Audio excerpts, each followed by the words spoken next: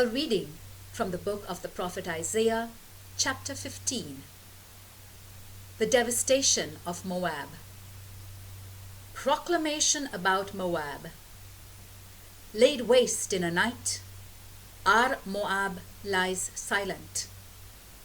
Laid waste in a night, Kir Moab lies silent. The daughter of Dibon climbs to the high places to weep. On Nebo and in Medeba, Moab laments. Every head shaven, every beard cut off. In the streets they wear sackcloth, on their roofs and in their squares, everyone is lamenting and collapses in tears. Heshbon and Elealeh are crying out in distress. Their voices are heard as far as Jahaz. The warriors of Moab are shaking. His soul trembles with fear.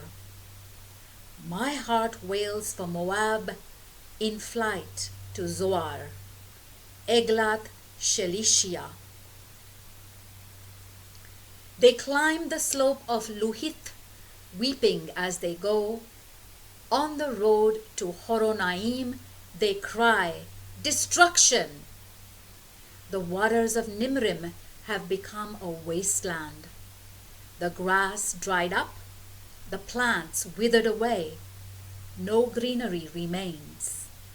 Therefore, they are carrying their supplies and resources across the ravine of the willows. For the cry for help fills all the territory of Moab, their wailing as far as Eglaim, as Beer Elim. The waters of Dibon are full of blood, and for Dibon I have worse in store. A lion for the survivors of Moab, for those left on its soil. The word of the Lord.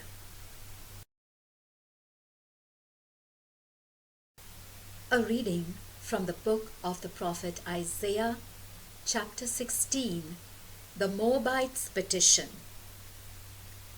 Send the lamb to the ruler of the land from Selah by the desert to the mountain of the daughter of Zion. For like a fluttered bird, like nestlings cast out, are the women of Moab at the fords of the Arnon. Hold a council, make a decision.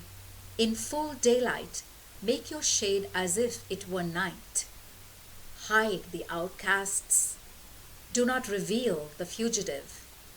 Let those who have been driven out of Moab come and live with you.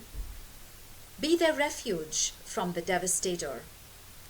Once the oppression is past and the devastation has stopped, and those now trampling on the country have gone away, a throne will be established in faithful love, and on it will sit in constancy within the tent of David, a judge, seeking fair judgment and pursuing righteousness.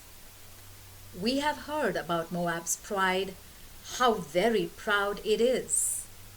Its arrogance, its pride, its rage, its bravado, it will come to nothing.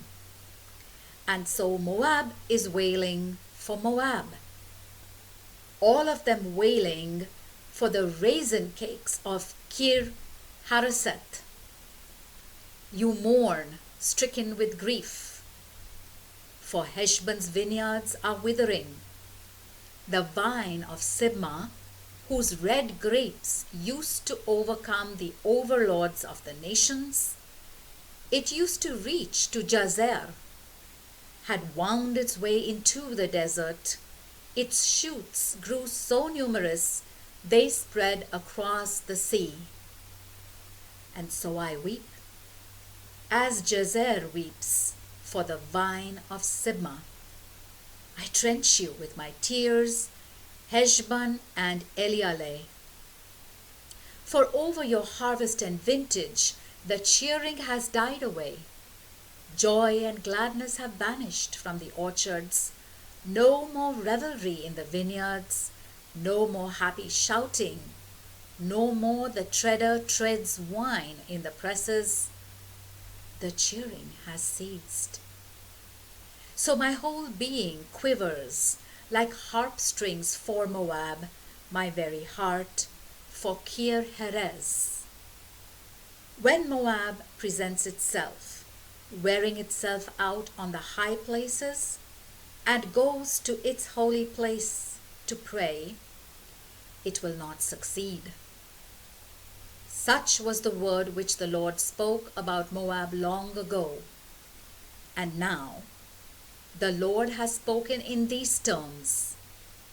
Within 3 years, like the years of a hired worker, the glory of Moab will be humbled, despite its teeming population, to a trifling handful without significance.